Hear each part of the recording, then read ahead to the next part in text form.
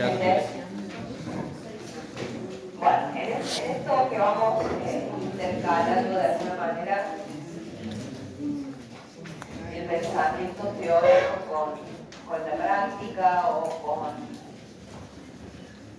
proyectos concretos, este es un desarrollo bastante completo que hace, aunque luego no se ejecuta, que hace Le Corbusier para la ciudad de Argel, en el norte de África, sobre el Mediterráneo.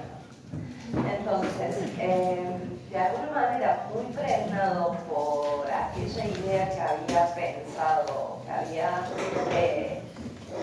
simplemente dejado para Río de Janeiro, vuelve a tomar la idea de una enorme cinta, nada más que aquí tal vez ajustándose más a las cuestiones locales de la cultura árabe, de la línea curva, de los arabescos y demás.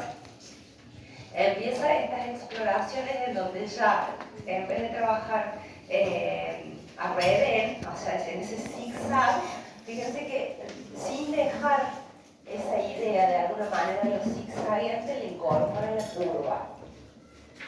Esto coincide con un tiempo en el que Le Corbusier va a empezar otras exploraciones en el campo pictórico, ¿sí? No sabían que Le Corbusier era pintor y había trabajado un periodo de mucha abstracción, de mucha geometrización, y este proyecto, el proyecto para Argel, coincide con ese otro tiempo en que Le Corbusier se pone más figurativo, ¿sí? Empieza a representar más el cuerpo humano y demás, y entonces tal vez esta libertad de las curvas también tenga que ver con esas exploraciones en su campo de la pintura y demás.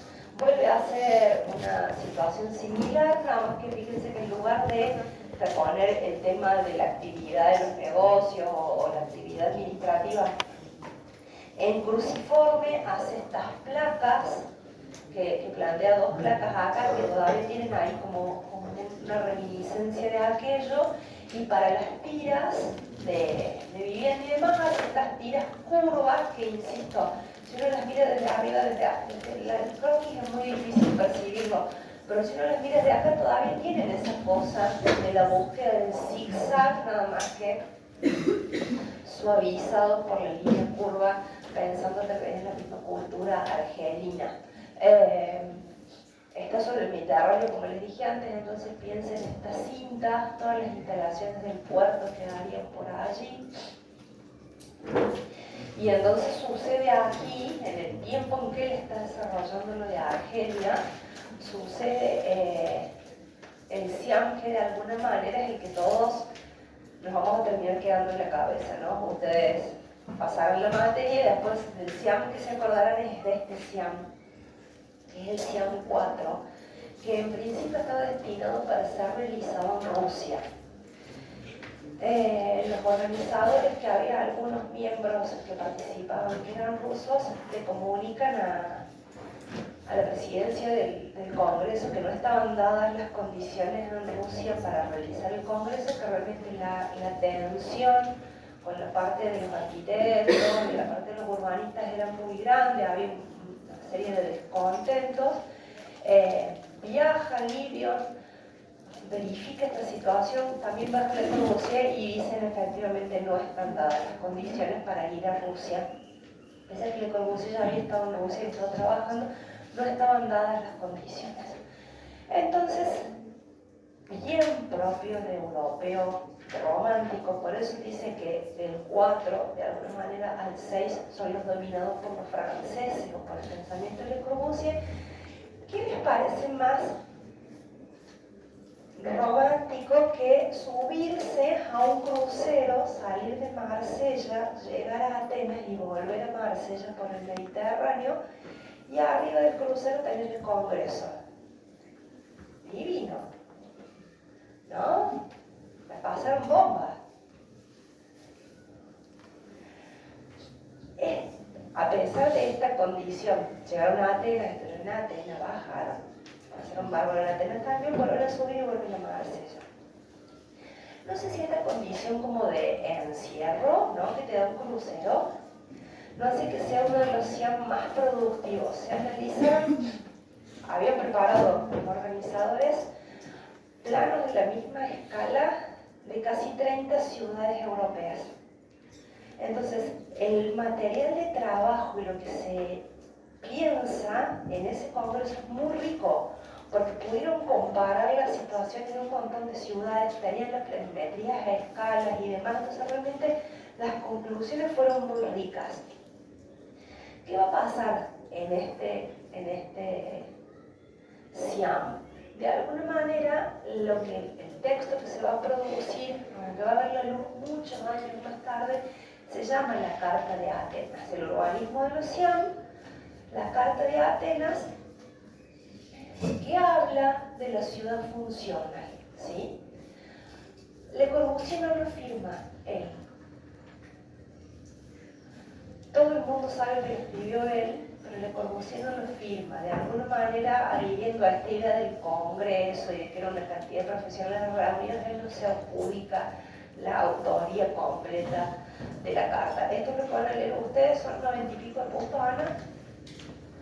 Pero son como puntos, ¿no? Frasecitas, oraciones que son para pensarlas y que principalmente hablan de eso, de la ciudad funcional, de lo que hablábamos recién, de esta zonificación, en donde van a estar estas funciones que dijimos antes, la función de trabajar, la función de circular, la función del ocio, la función de propiamente de vivir, digamos, del pernoctar y demás. Y en realidad tiene 5 puntos la carta, porque toca de una manera bastante particular, y no voy a abrir juicio de valor para que lo vean ustedes, el tema del patrimonio de las ciudades, ¿sí? El patrimonio arquitectónico, el patrimonio urbanístico. Se los dejo ahí como un puntito para que después cuando la lean para las semanas que vienen lo puedan abrir y puedan dar su opinión de lo que plantea la carta. Nada de espléndido ahí en la Acrópolis, todo el tiempo. Que van apuntando plata de ¿Por qué vamos apuntando plata para hacer un congreso arriba de un transatlántico? Bueno. Eso fue en el 33. En el 35, el mismo Le Corbusier hace este planteo, esta es la que les dije, que no se la confunden con la anterior, con la Ville Contemporaine. Esta es la Ville Radier o la Villa Radiante. También, en principio, a ver, acá como siempre, Le Corbusier la piensa para Rusia. Es una ciudad que él planifica, que piensa para Rusia, en un lugar indefinido de Rusia que después nunca se construye, ¿no? Pero él está pensando como en esa sociedad rusa que ya está bajo el régimen comunista o bolchevique. Ha evolucionado en una cantidad de cosas con respecto a su propio pensamiento, y en otras cosas no tanto. Este plano está cortado. Está cortado, sí. Me ha quedado cortado a mí. Porque yo sé dónde lo saqué y me quedó cortado. Bueno, les cuento lo que sigue acá abajo. La ciudad está organizada de una manera que va a presagiar lo que va a pasar en el planteo de Chandigarh unos años más tarde. Tiene aquí, en la parte más alta, un núcleo que tiene que ver con, de nuevo, el mundo de los negocios, ¿no? O sea, o las oficinas o el espacio del trabajo por allá. Tiene acá al medio una especie de nudo de transporte donde se van a intercambiar los diferentes sistemas de transporte, el transporte urbano y el transporte de larga distancia y demás. Ese punto está acá al medio, entre estas dos manchas. Esta parte es la parte residencial, donde vuelve al planteo Arredén, ¿sí? El planteo de zigzag, y deja acá al medio todo lo que tiene que ver con el equipamiento cultural, de ocio, educativo y demás. Como el centro donde están las viviendas, deja todo nucleado ahí, ese equipamiento. Para acá abajo sigue. Lo que empieza ahí, que se alcanza a ver verdecito, esos son los autos, unos rectangulitos. Acá seguiría la industria liviana y la industria de servicios, ¿sí? La industria poco contaminante. Después por acá viene la línea del ferrocarril, pero el ferrocarril industrial, no el que me trae grandes o me lleva los productos terminados, me trae materias primas y demás. Y abajo de todo faltaría otro rectángulo que tiene que ver con la industria pesada. Alrededor de la línea del ferrocarril hay dos, después les paso una planta completa. Hay dos líneas de galpones. A ver, espérenme un minuto. No, no está acá. Pensé que a lo mejor estaba en alguna otra diapositiva. Entre medio de los dos hay una línea de galpones que tiene que ver con que el ferrocarril llegara y pudiera tener los galpones para descarga. ¿Sí? Entonces está la línea del ferrocarril, dos líneas de galpones, la industria liviana y la industria pesada.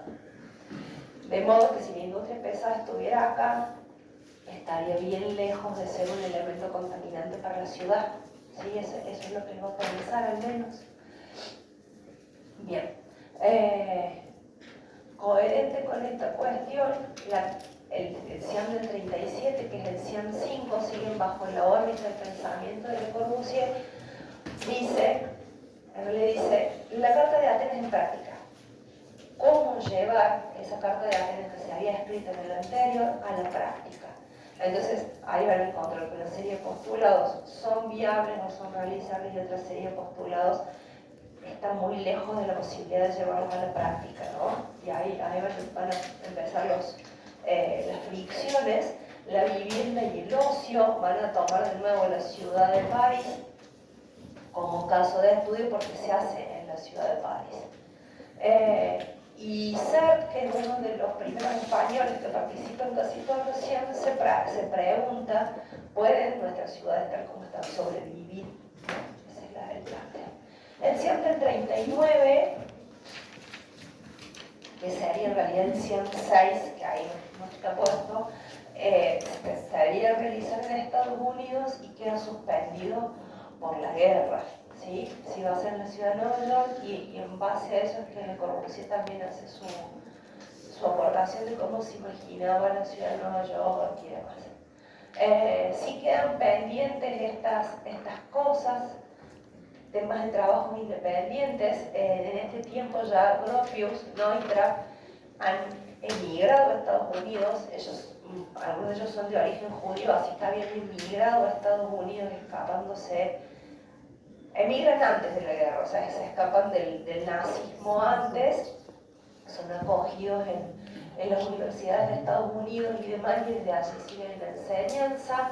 En los Países Bajos, el grupo liderado por Gigi Piau y demás, empiezan a plantear cómo va a ser la reconstrucción de la ciudad de Rotterdam. Y en Inglaterra se forma un grupo que se llama MARS, como un grupo de investigación en arquitectura moderna, que luego va a ser el encargado de alguno de los otros. El PROVEN se vuelve como local, se atomiza y las discusiones quedan centradas en pequeños grupos en países aislados durante todo este tiempo de la guerra. En ese tiempo de la guerra, en Buenos Aires, después de que había pasado Le Corbusier y había hecho esos garabatos que vimos, ¿no? Que no tenían como mucho viso de realidad, aparece una figura o toma notoriedad una figura que es Carlos María de la Paolera, un arquitecto, miembro de la Oficina de Planificación Urbana de la Ciudad de Buenos Aires, un tipo sumamente formado y al mismo tiempo trabajando para el Estado, que va a empezar a pensar un plan para Buenos Aires, ¿sí? Entonces, Buenos Aires tenía todos estos problemas. Buenos Aires ya estaba desbordada, Buenos Aires de su propia circunvalación, que es la Avenida General Paz, ¿no? Entonces, estaba desbordada en algunos corredores, absolutamente desbordada para el otro lado del riachuelo, pero seguía teniendo espacios en blanco adentro. Entonces, nada que hacer con esto, cómo ordenarla. Y entonces empieza principalmente la apertura de ciertas avenidas. La avenida Corrientes, la avenida Callao, ¿sí? Les pongo esta porque de alguna manera esa foto para mí es muy representativa. Esa foto es de Horacio Coppola. Horacio Coppola fue, si no estoy mal, Cami, el único argentino que participó de la Bauhaus. Horacio Coppola es un fotógrafo, ¿sí? Y participó en la Bauhaus. Él hizo parte de su entrenamiento en la Bauhaus y vuelve a Buenos Aires, nada, con el ojo más afilado y una cantidad de cosas, y empieza a tomar una serie de fotografías de Buenos Aires que son icónicas, entre ellas esta, que es la foto de la avenida Corrientes. Pero miren, la avenida Corrientes se está ensanchando, entonces de acá para allá está ancha y de acá para acá todavía está angostita. Entonces como documento de época, pero ya sobresalen algunos edificios que empiezan a hablar de la modernidad en Buenos Aires en la década del 30. De hecho hay un libro, ¿no? Que es solamente sobre la fotografía de Coppola. Lo tenés. ¿A dónde termina la avenida? Acá. En el Obelisco, ¿no? La avenida Corrientes cruza a la altura del 9 de julio con el Obelisco y la otra calle que aparece ahí, diagonal norte. ¿Reconocen esto? Está difícil. Porque esta es la imagen que tenía esto en los 30. No, una plaza redonda con el Obelisco, ahí arriba recién instalado el Obelisco. Porque se había hecho en el 36 justamente. Ahí con su protagonismo como recordatorio del cuarto centenario de la primera fundación de Buenos Aires, 1536. Entre las cosas que dejó planteada Le Corbusier para Buenos Aires, no sé si me vuelvo 20 segundos, pero solamente para acá, Le Corbusier decía que tenía que haber una avenida así, importante, que no era la avenida de Mayo, que tenía que ser otra avenida mucho más ancha, y que Buenos Aires no tenía una avenida norte-sur importante tampoco. ¿Sí? Esos eran los dos grandes ejes que para Le Corbusier faltaban en Buenos Aires, y entonces desde esta institución donde estaba Carlos María La Paulera se empieza a trabajar en la apertura de la avenida 9 de julio. ¿Ven ahí que están como marcadas entre dos líneas blancas una serie de manzanas? Bueno, así estaba consolidado el tejido donde se va a abrir la avenida 9 de julio, una operación casi haussmanniana, ¿no? Se llevaron por delante todo lo que había, demolieron todo esto y acá estaba el Obelisco que ustedes habían visto recién. Entonces, a mí el cartel de obra, esa foto se las pongo porque el cartel de obra me mata.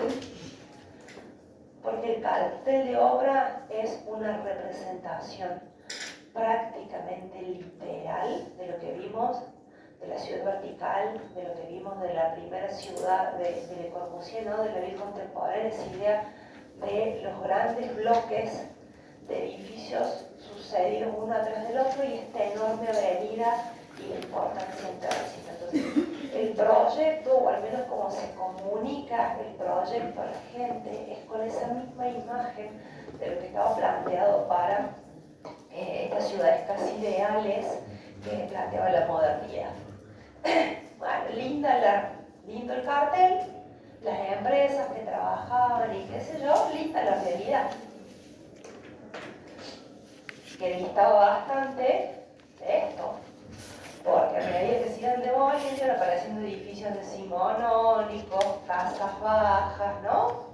El tejido estaba muy lejos de ser esto, el tejido quedó quedando allí al desnudo. Entre las cosas con las que se va a encontrar en algún momento esto va a ser con el Teatro Colón, o con el contrafrente del Teatro Colón. Menos mal que pasaron una cuadra más al sur. Ahí está el Teatro Colón. Miren como todo apuntaladito allí.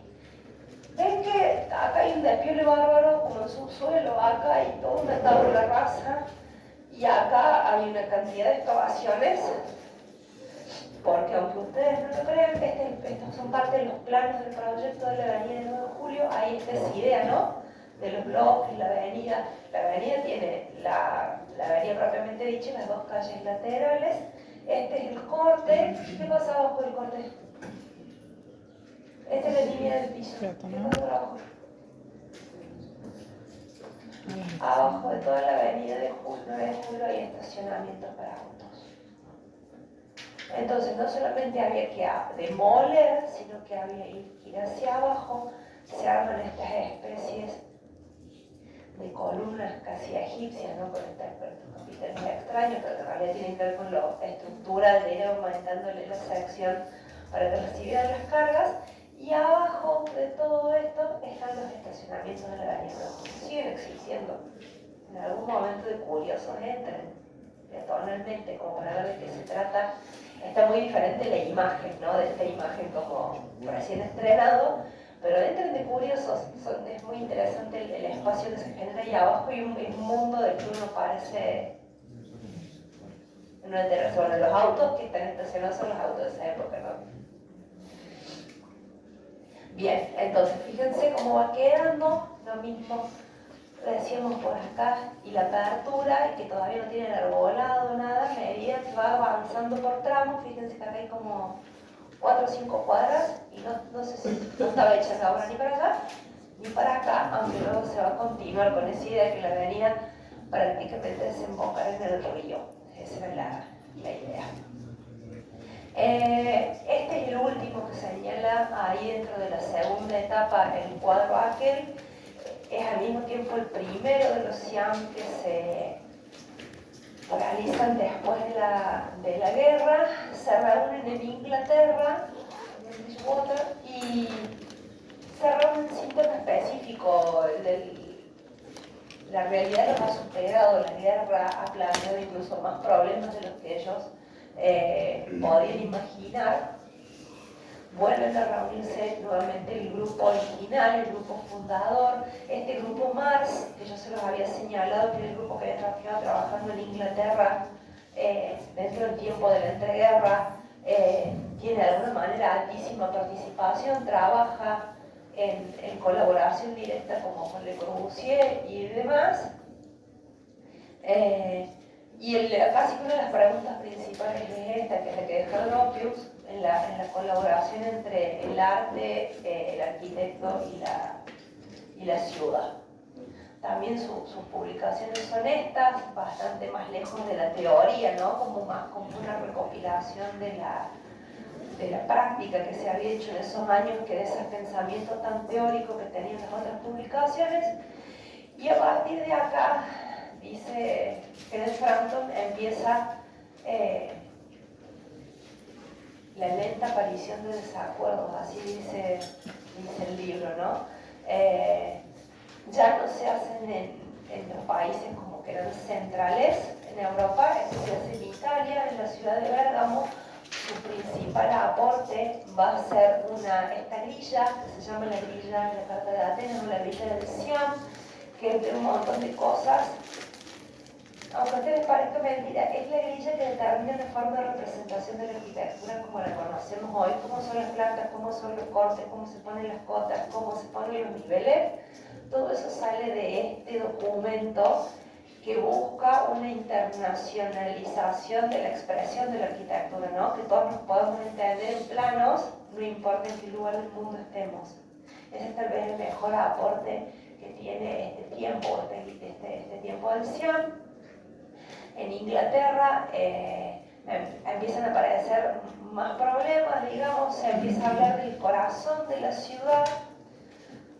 Si el corazón de la ciudad es ese corazón, por eso empiezan los desacuerdos, porque si el corazón de la ciudad es ese corazón que propone Le Corbusier ligado a la actividad productiva, o si el corazón de la ciudad es el centro histórico, ¿no? O sea, ¿cuál es el corazón de la ciudad? ¿Dónde? Y empieza a aparecer una palabrita que empieza a terminar de horadar las relaciones entre ellos, que es el tema de la identidad, ¿no? Aparece ahí como cortando la palabra. Y a partir de acá, del Siam 9, se vuelve como muy masivo. ¿Sí? Los siam se empiezan a volver masivos en términos en que empiezan a participar también estudiantes. Y entonces ya deja de ser como una discusión entre pares, entre popes, si quieren, de la arquitectura, para que suceda esto. Cada uno de estos personajes empieza a dar conferencias como a dar clases. Entonces esto resquebrajea el espíritu original de los Siam y aparecen estos dos personajes que son un matrimonio inglés, Alison y Peter Smithson, que junto con otro personaje que ya se los voy a mostrar, empiezan a hablar de un concepto nuevo, empiezan a hablar del hábitat. Y hacen una grilla diferente, que es una gran crítica a la otra, y empiezan a pensar en estas escalas. La grilla básica lo van a hacer casa, calle, distrito, ciudad. ¿Sí? Empiezan a pensar como en las distintas escalas desde las cuales tiene que pensar el urbanismo. Fíjense, seguimos en países periféricos, el Siam 10 se reúne en Dubrovnik, en ese momento de Yugoslavia, hoy es Croacia, se continúa en el tema anterior, pero miren qué pasa. Le Corbusier no así. Le Corbusier estaba grande y había sucedido algo que para él fue como una estocada de muerte. Los Siam dejaron de hablarse en francés y empezaron a hablar en inglés. Y Le Corbusier no hablaba inglés. Porque el idioma de la cultura a principios del siglo XX era el francés. Entonces, ya Le Corbusier no va a un ámbito en el que no puede entender ni hacerse entender prácticamente, ¿no? O sea, se internacionalizó y sucede esto. Y se va a formar un grupo en el cual están Alison y Peter Smithson y los escandinavos Van Eyck y Boyken, que van a formar un grupo que se llama Team 10. Ese grupo Team 10 es de alguna manera la sentencia de... ¿Por qué se llaman Team 10? Vamos por partes. Porque iban a ser en team, en equipo, cada uno se organiza el Siam 10. Entonces en el team, para organizar el Siam 10. Contando esto de que decíamos recién de que no se había realizado el de Estados Unidos, entonces la numeración iba de esa forma. Y fíjense el cartel que hacen. Ponen la sigla de los Siam y la muerte, la simbolización de la muerte de los Siam. Entonces, el último de los encuentros, parece el Siam 11, es en Holanda, acá ya sí con el protagonismo de Van Eyck, y en realidad lo que va a hacer es la disolución oficial del Siam, o algunos autores dirán, no es el primero de los encuentros del Team 10, es el último de los Siam, o es el primero de los encuentros del Team 10. Y la historia del Team 10 la seguiremos más adelante. ¿Sí? Esto es, de alguna manera, la síntesis de lo que pasa en el urbanismo. La semana que viene hacen el ejercicio con la ciudad de Buenos Aires y el plan de Le Corbusier, Burchard y Adorno. De ahí luego, para la próxima unidad, estudiaremos esas